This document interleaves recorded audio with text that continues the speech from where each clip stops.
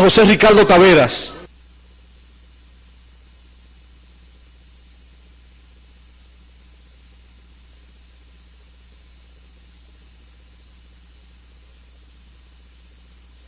Señor presidente, honorables asambleístas, este tema ha tomado el derrotero que ha tomado porque especialmente los abogados lo abordamos a veces con ignorancia y otras veces hasta con irresponsabilidad.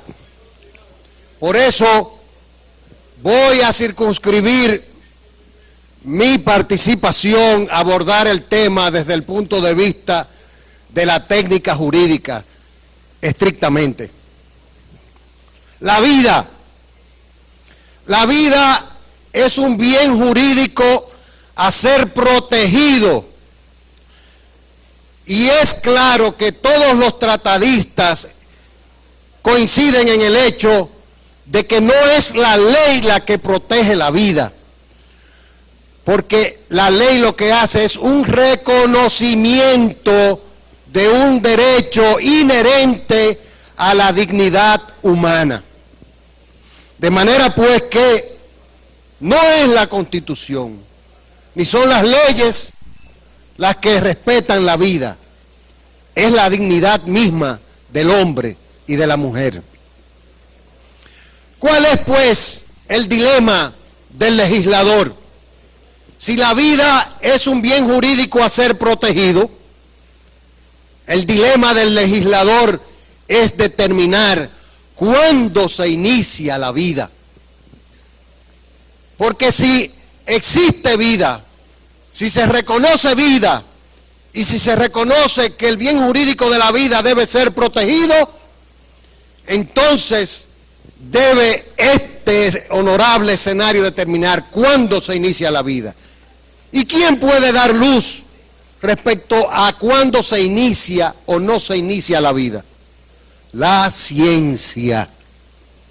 La ciencia, honorables asambleístas, es la luz. Y en ese sentido, todos los tratadistas del mundo médico coinciden que desde el momento en que se producen efectos eléctricos del encuentro del esperma con el óvulo, se inicia el proceso de la vida. Y este no es el escenario para citarlos, pero me remito especialmente a los médicos a que lo hagan. De manera pues que el legislador, si reconoce en la vida un bien jurídico a ser protegido, está en el deber de protegerlo desde el momento mismo en que se inicia, que es el momento de la concepción. El aborto es un tipo penal y como tal requiere la intención de suprimir la vida del no nato.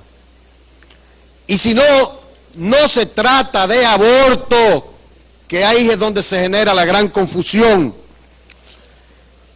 La suspensión del embarazo todas las veces que conlleva la intención de suprimir la vida del no nato es lo que se penaliza.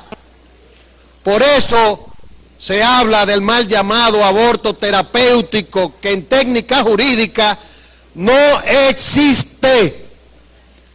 Porque la suspensión del embarazo por cualquier causa clínica no conlleva el elemento intencional básico y fundamental, el elemento de todos los elementos de cualquier tipificación de carácter penal.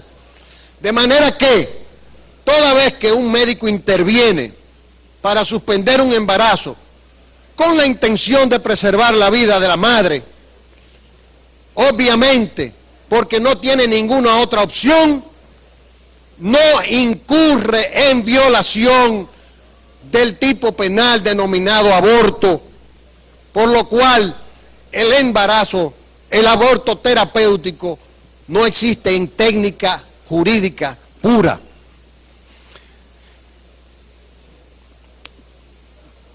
Quiero que se sepa, y yo tengo una niña de 7 meses, que nació de 7 meses, mi orgullo, un embarazo suspendido, exitoso.